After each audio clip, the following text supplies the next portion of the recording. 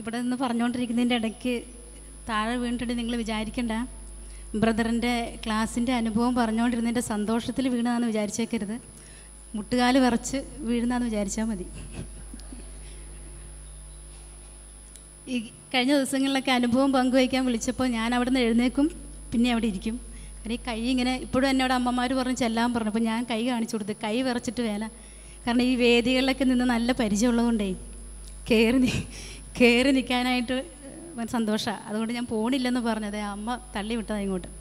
അപ്പോൾ ഇന്നലെ മുതൽ പ്രാർത്ഥിക്കുന്നതാണ്, എൻ്റെ കർത്താവിൻ്റെ അമ്മേ, എനിക്കിവിടെ വന്നുണ്ടായ അനുഭവം ഒന്ന് പങ്കുവയ്ക്കാനുള്ള ഒരു അഭിഷേകം എനിക്ക് നൽകണമെന്ന് ഞാൻ മാതാവിനോട് പ്രാർത്ഥിച്ചുകൊണ്ടിരിക്കുമായിരുന്നു. ബ്രദർ ഇവിടുന്ന് പറയും തോറും മനസ്സിലൊരു കുറ്റബോധം. കാരണം ഇവിടെ ഇരിക്കുന്ന ഏകദേശം എല്ലാ കളറുകളും ഇവിടെ കയറി. ഇനി കയറാനുള്ളൊരു കളറ് ഞാൻ മാത്രമേ ഉള്ളൂ. അപ്പോൾ ഇവിടുത്തെ ഒരു നോട്ടപ്പുള്ളി കൂടി ആയതുകൊണ്ട് ഞാൻ ഓർത്ത് വന്നേക്കാന്ന്.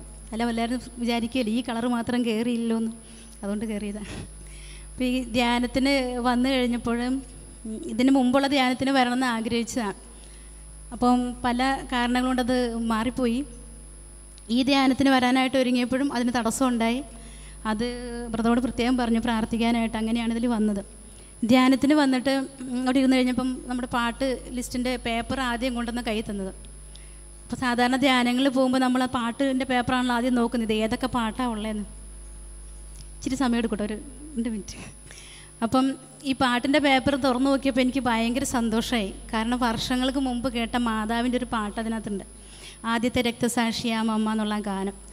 അത് ഞങ്ങളുടെ ശുശ്രൂഷയിലച്ഛൻ എപ്പോഴും ഞങ്ങളെ കൊണ്ട് അവിടെ ധ്യാനത്തിൻ്റെ സമയത്തൊക്കെ പാടിപ്പിക്കുന്നതാണ് ആ പാട്ട്. പിന്നെ അത് കേൾക്കാറില്ല. ഇപ്പോൾ ആ പാട്ടൊന്നും കേൾക്കുന്നേ ഇല്ല. പുതിയ പുതിയ പാട്ടുകൾ കാലത്തിനനുസരിച്ച് രൂപപ്പെട്ടുകൊണ്ടിരിക്കുകയാണ്.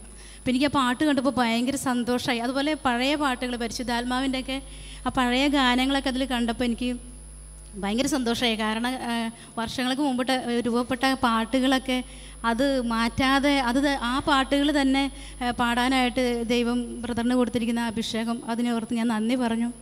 അതിനുശേഷം ഈ ധ്യാനത്തിൻ്റെ മൂന്നാം തീയതി തുടങ്ങുന്ന ദിവസം ബ്രദർ പറഞ്ഞല്ലോ, നിങ്ങളിവിടെ ഇരുന്നാൽ മതി, കർത്താവ് നമുക്ക് വേണ്ടി പ്രാർത്ഥിച്ചോളും. അപ്പോൾ കിടക്കാനായിട്ട് പോയി കഴിഞ്ഞപ്പം എനിക്ക് ഭയങ്കര അസ്വസ്ഥത, ഉറങ്ങാൻ പറ്റുന്നില്ല. ഒന്ന് കണ്ണടയ്ക്കുമ്പോഴേക്കും ബാത്റൂമിനകത്ത് ഒച്ചയും ബഹളവും കുളിയും ജപമൊക്കെ ആയിരുന്നു. അതുകൊണ്ട് ഉറങ്ങിയില്ല. കുറേ കഴിഞ്ഞിട്ടാണ് കിടന്നുറങ്ങിയത്. കുറച്ച് കഴിഞ്ഞപ്പോൾ ആരോ ഛർദ്ദിക്കുന്ന പോലെ തോന്നി. അപ്പം ഞാനത് എഴുന്നേറ്റ് പോയി നോക്കണമെന്ന് വിചാരിച്ച് പോകാൻ പറ്റിയില്ല. പിന്നെ ഞാനവിടെ കിടന്നു കഴിഞ്ഞപ്പം പെട്ടെന്ന് മോളെ എന്നൊരു വിളി കേട്ടു. അപ്പോൾ ഞാൻ ഓർത്തിനി ബാത്റൂമിൽ ഛർദ്ദിച്ചുകൊണ്ടിരിക്കുന്ന അല്ലെങ്കിൽ ആ അമ്മയായിരിക്കും എന്നെ വിളിച്ചിട്ടുണ്ടാകുമെന്ന് ഓർത്ത് ഞാൻ വാതിൽ തുറന്ന് നോക്കി. അപ്പോൾ ആരെയും കാണുന്നില്ല. തോന്നിയതായിരിക്കും എന്ന് വിചാരിച്ച് കിടന്നു. അത് കഴിഞ്ഞ് വീണ്ടും മോളേന്ന് വിളിച്ചപ്പോൾ ഞാൻ ചാടി എഴുന്നേറ്റു. അപ്പോൾ ഒരു സ്വരം എൻ്റെ ഉള്ളിൽ കേൾക്കുകയാണ്, ഞാൻ ഇപ്പോഴും മോർച്ചറിക്കകത്താന്ന്. ഇവിടെ ഞാൻ ഞെട്ടിപ്പോയി. മോർച്ചറിക്കകത്താന്ന് പറഞ്ഞപ്പോൾ ഞാൻ തന്നെ റൂമിൽ കിടക്കുന്നത്, വേറെ ആരുമില്ല. ഈ പാതിരാത്രി മോർച്ചറി എന്ന് പറഞ്ഞപ്പം സ്വാഭാവികമായിട്ടും മോർച്ചറിയുടെ അവസ്ഥ നമുക്കറിയാമല്ലോ. അപ്പം ഞാൻ ഇങ്ങനെ ചിന്തിച്ച് മനസ്സിൽ തിരിച്ച് ചോദിച്ചു, മോർച്ചറിക്കകത്തോ? അപ്പോൾ എനിക്ക് മനസ്സിലായത് ഈശോ എന്നോട് പറയുന്നതാണ്. അപ്പോൾ ഈശോ പറഞ്ഞത് നമ്മൾ ഞാൻ മോർച്ചറിക്കകത്ത. അന്ന് ഈശോയെ നീ എങ്ങനെ പറഞ്ഞു മോർച്ചറിക്കകത്താന്ന്?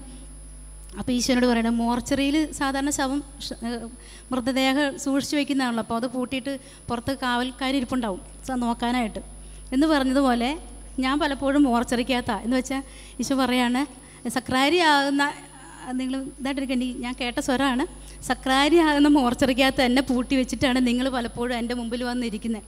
ഞാൻ ഈ മോർച്ചറിക്കകത്തിരുന്ന് ശ്വാസം മുട്ടിക്കൊണ്ടിരിക്കുക. കാരണം നിങ്ങൾ വന്ന് എൻ്റെ മുമ്പിലിരിക്കുമ്പം നിൻ്റെ മുഖം ഒന്ന് കാണാനായിട്ട്, നിന്നോടൊന്ന് സംസാരിക്കാനായിട്ട് ഞാൻ എന്തുമാത്രം ആഗ്രഹിക്കുന്നുണ്ടെന്നറിയാവോ? നീ എൻ്റെ മുമ്പിൽ വന്നിരിക്കും, അത് സക്രാരി പൂട്ടിയും വെക്കും, ഞാൻ അതിനകത്തിരിക്കും. എന്നിട്ട് നീ വന്ന് ഇരുന്നിട്ട് എന്താ ചെയ്യുന്നത്? അപ്പോൾ ഞാൻ എന്താ ചെയ്യുന്നത്? അപ്പോൾ ഈശോനോട് പറഞ്ഞു, തുണി അലക്കാൻ പോകുന്ന കണ്ടിട്ടുണ്ടോ പുഴയിൽ? അതെങ്ങനെയാണ്? അത് വലിയൊരു തുണിക്കകത്ത് കുറേ തുണികൾ കെട്ടിയിട്ട് ബാണ്ടക്കെട്ടായിട്ട് കൊണ്ടുപോകും. പുഴയുടെ തീരത്തെത്തുമ്പം ആ ബാണ്ടക്കെട്ട് തുറന്ന് ഓരോന്നോരോന്ന് പുറത്തേക്കിടും. അപ്പോൾ ഇതുപോലെയാണ് നിൻ്റെ കാര്യം. നീ എൻ്റെ മുമ്പിൽ വന്നിരിക്കും, എന്നിട്ട് നിൻ്റെ ബാണ്ടക്കെട്ട് തുറക്കും, ഓരോന്നോരോന്നെടുത്ത് പുറത്തേക്കിടും. അപ്പോൾ എനിക്ക് നിന്നോട് പറയാൻ കുറേ കാര്യങ്ങളുണ്ട്, അത് നീ കേൾക്കുന്നില്ല. നിൻ്റെ ബാണ്ടക്കെട്ട് തുറന്ന് ഓരോ കാര്യങ്ങൾ പുറത്തേക്ക് ഇടുന്നത് കൊണ്ട് ഞാൻ പറയാൻ ആഗ്രഹിക്കുന്ന കാര്യങ്ങൾ നിനക്ക് കേൾക്കാൻ സാധിക്കുന്നില്ല എന്ന് എന്നോട് ഈശോ പറഞ്ഞു. അപ്പം ബ്രദർ അതിന് പോകുന്നതിന് മുമ്പ് പറഞ്ഞല്ലോ, ആഴത്തിലേക്ക് നീക്കി വലയെറിവിൻ. അപ്പോഴെനിക്ക് മനസ്സിലായേ, ആ ആഴത്തിലേക്ക് നീക്കി വലയെറിയാൻ പല പ്രാവശ്യം വായിച്ചിട്ടുള്ളതാണ്, പക്ഷെ അതിൻ്റെ ആഴങ്ങളിലേക്ക് പോകാനായിട്ട് സാധിച്ചിട്ടില്ല. അപ്പോൾ ഈശോ പറഞ്ഞ ആ വാക്കുകൾ എനിക്ക് ഭയങ്കര അനുഭവം. അത് ഇവിടെ വന്നൊന്ന് പറയണമെന്ന് ഞാൻ 2 ദിവസമായി ആഗ്രഹിക്കുന്നു, പക്ഷെ അവിടെ നിന്ന് എഴുന്നേൽക്കാനായിട്ട് പറ്റണില്ല. അപ്പം പിറ്റേ ദിവസം വന്നു കഴിഞ്ഞപ്പം ഏകദേശം ആ രീതിയിലായിരുന്നു ക്ലാസ്സുകളൊക്കെ പോയിരുന്നത്. ജ്ഞാനത്തിൻ്റെ ഇപ്പം സങ്കീർത്തനം, അതുപോലെ ഇവിടെ സങ്കീർത്തനം പാടുമ്പോൾ ഞങ്ങളുടെ അച്ഛൻ പറയും, ലാറ്റിൻ കുർബാന അർപ്പിക്കും പറയും, സങ്കീർത്തനം ടൂണി പാടെന്ന് പറയും.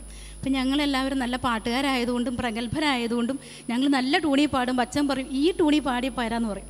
അപ്പോൾ അതിന് പുതിയ ടൂണുകളും താളങ്ങളൊക്കെ നിങ്ങൾ രൂപപ്പെടുത്തണം എന്ന് പറയും. ഇതുവരെ പറ്റിയിട്ടില്ല. അപ്പോൾ എനിക്ക് ഭയങ്കര സന്തോഷമായി. കാരണം ഇവിടെ സങ്കീർത്തനങ്ങൾ ഇങ്ങനെ ഗാനരൂപത്തിൽ ഇങ്ങനെ പാടുമ്പം ഭയങ്കര ഒരു ആനന്ദം. പലപ്പോഴും സങ്കീർത്തനം വായിക്കുമ്പോൾ അതിനകത്ത് ഏറ്റവും ചെറിയ സങ്കീർത്തനം നോക്കിയെടുക്കും, എളുപ്പം തീരാൻ വേണ്ടിയിട്ട്. വലിയ സങ്കീർത്തനമാണെങ്കിൽ അതിങ്ങനെ മൊത്തം വായിക്കാൻ കുറേ സമയം എടുക്കില്ലേ. അപ്പോൾ നോക്കുമ്പോൾ വലിയ സങ്കീർത്തനമൊക്കെ ഇവിടെ ഇങ്ങനെ പാട്ടായിട്ട് എന്തൊരു സന്തോഷമായിട്ട് ആനന്ദമായിട്ട് പാടണേ. അപ്പോൾ എനിക്ക് ഭയങ്കര സന്തോഷമായി. കാരണം എനിക്ക് അവിടെ ഇരുന്നിട്ട് തുള്ളിച്ചാടാനൊക്കെ തോന്നുന്നു. ഈ സങ്കീർത്തനം എന്നോട് കൃപയുണ്ട്. ഇപ്പം എൻ്റെ പണി എന്നാന്ന് വെച്ചാൽ ബാത്റൂം പോകുമ്പോഴും പല്ലേക്കാൻ പോകുമ്പോഴും കിടക്കാൻ പോകുമ്പോഴും എന്നോട് കൃപയുണ്ടാകണമേ ദൈവമേ എന്നോട് കൃപയുണ്ടാകണം, ആ 2 ഈരടിയും പാടിക്കൊണ്ടാണ് ഇപ്പം ഇതിലേക്ക് നടക്കുന്നത്. ഇന്ന് ഉറക്കെ പാടിപ്പോയി. അപ്പോഴാണ് ഞാൻ ഓർത്ത സിസ്റ്റർമാരൊക്കെ അപ്പുറത്തെ മുറിയിലുണ്ടല്ലോ എന്ന്. അപ്പോൾ അത് നല്ല അനുഭവമായിരുന്നു. പിന്നെ ക്ലാസ്സുകളൊക്കെ വളരെ നമ്മളൊത്തിരി ജ്ഞാനത്തിൻ്റെ പുസ്തകമൊക്കെ വായിക്കുന്നുണ്ടെങ്കിലും അതിൻ്റെ ആഴങ്ങളിലേക്ക് അല്ലെങ്കിൽ അഗാധത്തിലേക്കൊന്നും പോകാനായിട്ട് സാധിച്ചിട്ടില്ലല്ലോ. അപ്പോൾ ഈ ധ്യാനം വളരെ നല്ല അനുഭവമായിരുന്നു എനിക്ക്. പുതിയ വചനത്തിൻ്റെ ആഴങ്ങളിലേക്ക് പരിശുദ്ധാത്മാവ് നമ്മുടെ ബ്രദറിലൂടെ നമ്മളെ കൂട്ടിക്കൊണ്ട് പോകുന്നത് കാണുകയും കേൾക്കുകയും ചെയ്യുമ്പം ഒത്തിരി സന്തോഷം, പുതിയ കാര്യങ്ങൾ പഠിക്കാമല്ലോ എന്നുള്ളത്. പിന്നെ ഒരു കാര്യം കൂടെ ബ്രദർ പറഞ്ഞു, ബ്രദറിൻ്റെ 40ാമത്തെ വയസ്സിലാണ് ജ്ഞാനത്തിൻ്റെ വെളിപ്പെടുത്തലുകൾ കിട്ടിയത്. അപ്പോൾ ഞാനിവിടെ നിന്ന് ചിന്തിച്ച്, ഇവിടെ 40, 50, 60, 100 ആഘോഷിച്ചിരിക്കുന്നവരൊക്കെ ഉണ്ട് ഈ ആത്മീയ ശുശ്രൂഷ ജീവിതത്തിലേക്ക് വന്നിട്ട്. ഈ 100, 40 ആഘോഷിച്ചിട്ട് ഇതുവരെ ജ്ഞാനത്തിൻ്റെ വെളിപ്പെടുത്തലുകൾ നമുക്ക് ആർക്കും അതിൻ്റെ പൂർണ്ണതയിൽ ലഭിച്ചിട്ടില്ല, എനിക്ക് പോലും. അപ്പോൾ എനിക്ക് ഏകദേശം ആ ബ്രദറിൻ്റെ അടുത്ത പ്രായമൊക്കെ ഉണ്ട്. അപ്പോൾ ഞാൻ ചിന്തിച്ചു, ഇപ്പോഴാണല്ലോ കർത്താവേ ഈ ജ്ഞാനത്തിൻ്റെ വെളിപ്പെടുത്തലൊക്കെ കിട്ടുന്നതെന്ന്. ഞാനിങ്ങനെ ചിന്തിക്കുമായിരുന്നേ, ഏതെങ്കിലും ആശ്രമത്തിൻ്റെ ശുശ്രൂഷ ഏൽപ്പിച്ചു കഴിഞ്ഞാൽ അവിടെ പറ്റുന്ന ശുശ്രൂഷയും ചെയ്ത് അറിയാവുന്ന പ്രാർത്ഥനയും ചൊല്ലി കിട്ടുന്ന കഞ്ഞിയും കുടിച്ച് വല്ല മൂലയ്ക്കും കിടന്ന് ഉറങ്ങാമെന്നായിരുന്നു വിചാരിച്ചു. ഇനിയിപ്പോൾ അത് പറ്റില്ലെന്ന് മനസ്സിലായി. കാരണം ഇവിടെ കിട്ടിയ വെളിപ്പെടുത്തലുകളും നമുക്ക് ലഭിച്ചിരിക്കുന്ന അറിവുകളും ഇനി കടന്നു ചെന്ന അനേകർക്ക് പങ്കുവയ്ക്കാനുണ്ട്, ഇനി അടങ്ങിയിരിക്കാൻ പറ്റില്ലെന്നുള്ള മനസ്സിലായി. ഇന്നത്തെ മധ്യസ്ഥ പ്രാർത്ഥന വളരെ നല്ല അനുഭവമായിരുന്നു. അമ്മമാരൊക്കെ ഒത്തിരിയേറെ മേഖലകൾക്ക് വേണ്ടി ഇനി അവരെ ഏൽപ്പിക്കാൻ പോകുന്ന ദൗത്യങ്ങൾക്കൊക്കെ വേണ്ടിയിട്ടും അതുപോലെ ഞങ്ങൾ ഓരോരുത്തരെ ഏൽപ്പിക്കുന്ന ദൗത്യങ്ങൾക്ക് വേണ്ടിയിട്ടും ലോകം മുഴുവനും വേണ്ടിയിട്ടും പ്രാർത്ഥിക്കാനായിട്ട് സാധിച്ചു.